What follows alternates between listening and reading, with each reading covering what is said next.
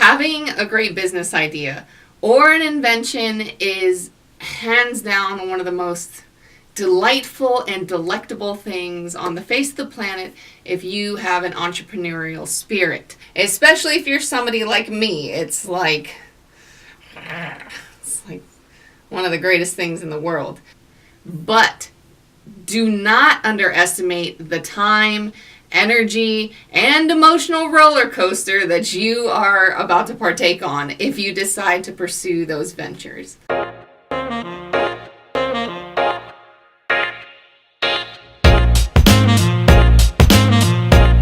I'm absolutely an entrepreneur. I know I'm an entrepreneur because I am like the queen of failures. It's what I do for a living. If people were like, oh, what do you do?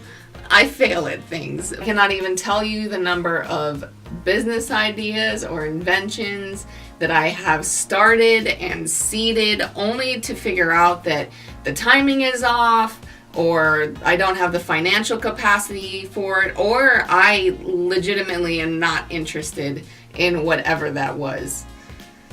I'm talking about thousands and thousands of hours of learning. So I think of new business ideas like I think of new relationships. I think very highly of them, big question mark. Because here's the deal.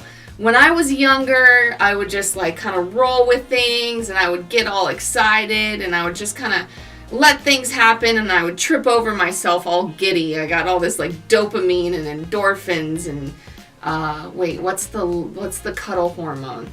Oxytocin.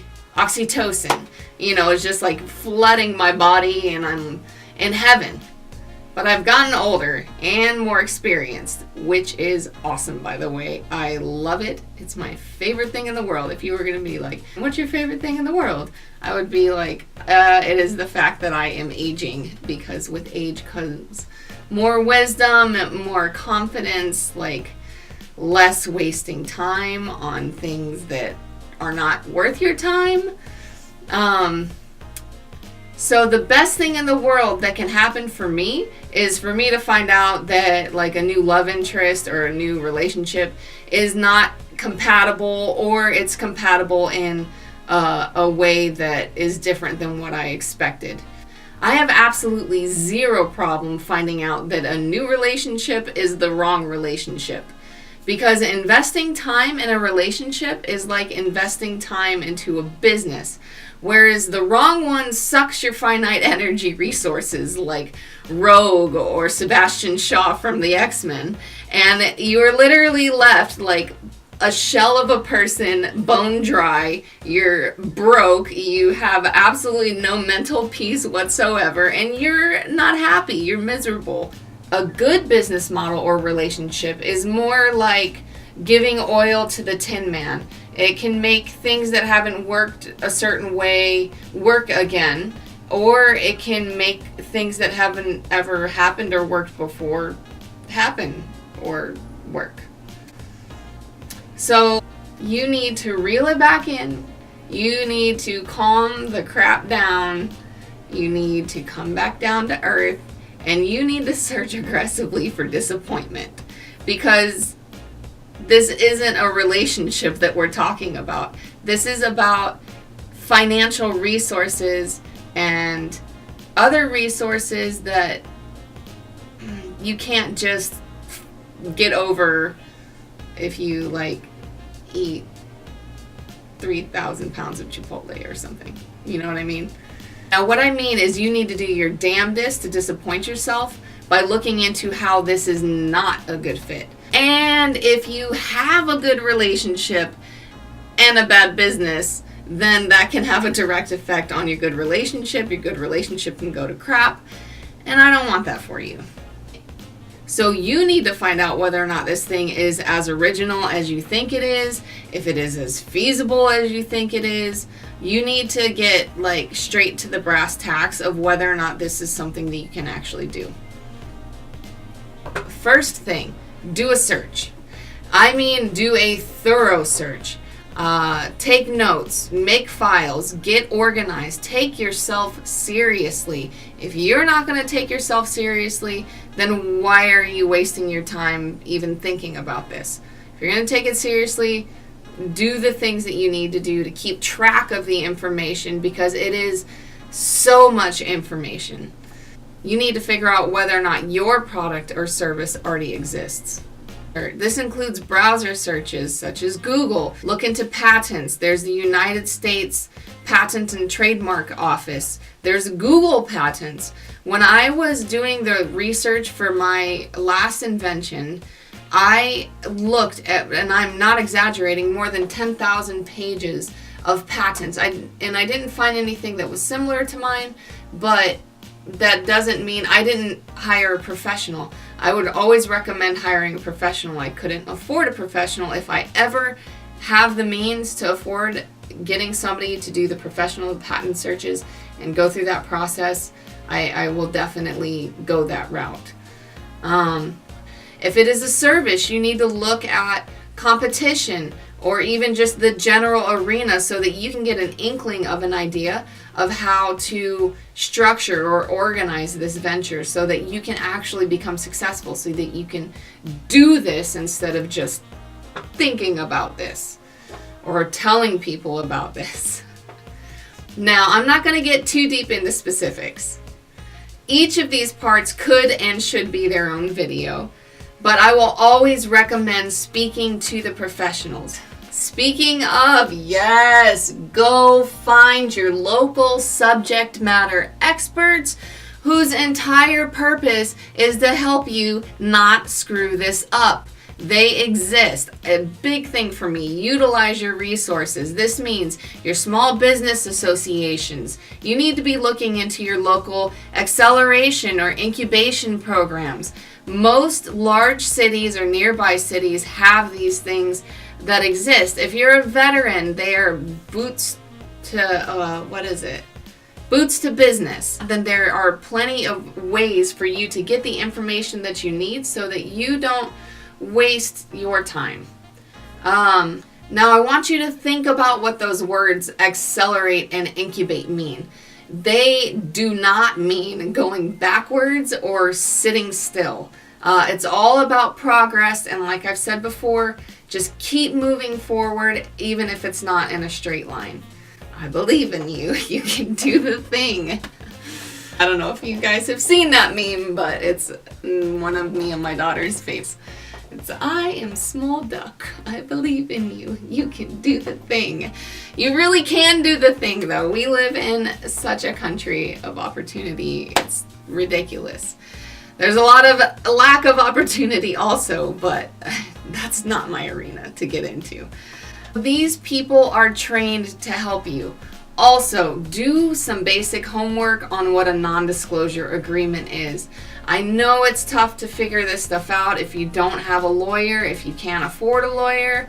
I have and am in your shoes when it comes to that, but I've taken business law courses, and even if I hadn't taken business law, I read the books. The information is accessible, and we live in the age of information, so there's really no excuse for you not to have this stuff, not to at least be aware of it, you know?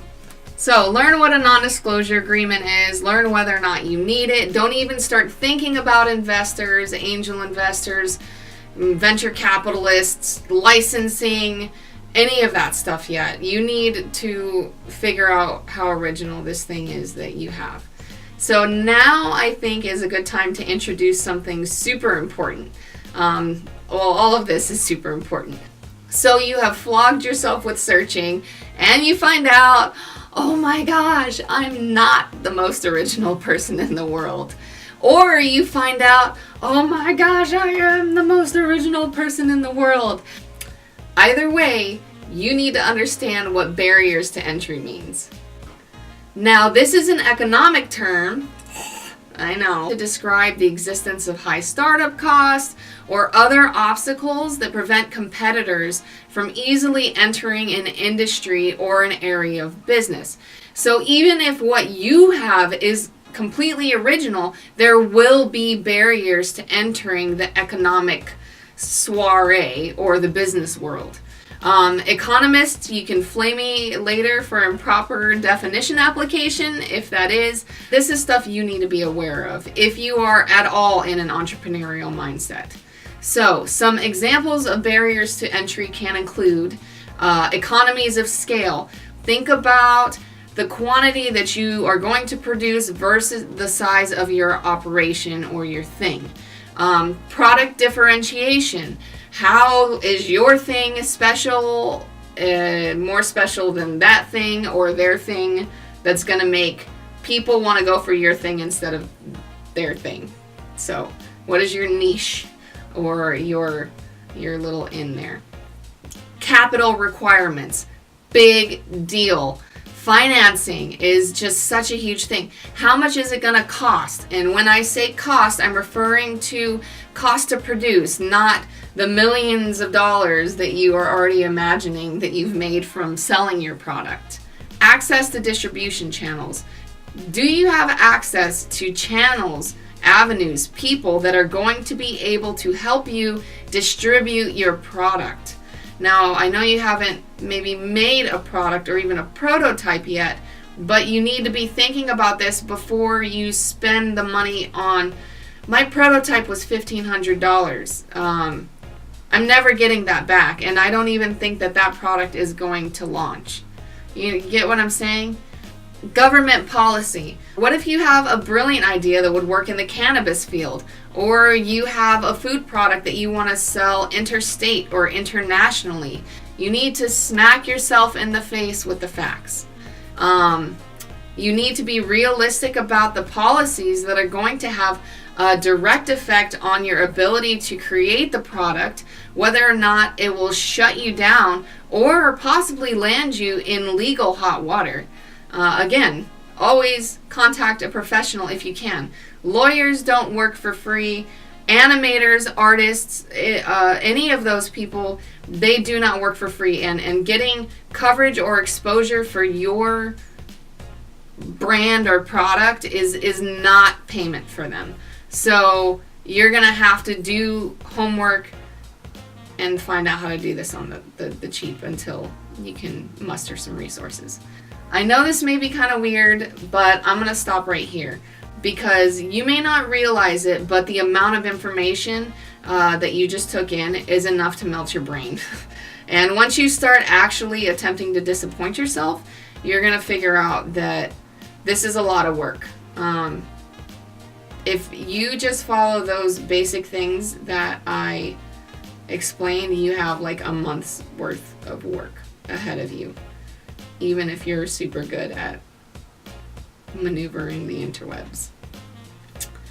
Anyways, so you are loved. That is the point of this channel.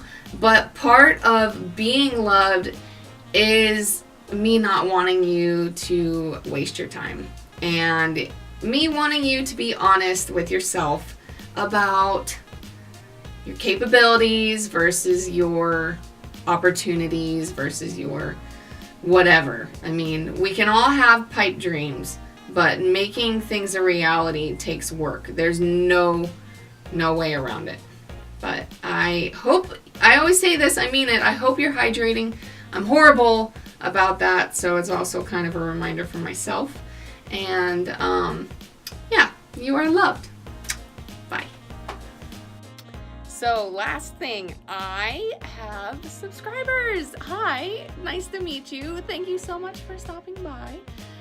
If you liked this, then, and you didn't subscribe, hit the little somewhere over here or there, I don't know that yet. And then, and the little bell thing, so you know if I do more. If you've got any comments or suggestions, if they're evil, keep them to yourself.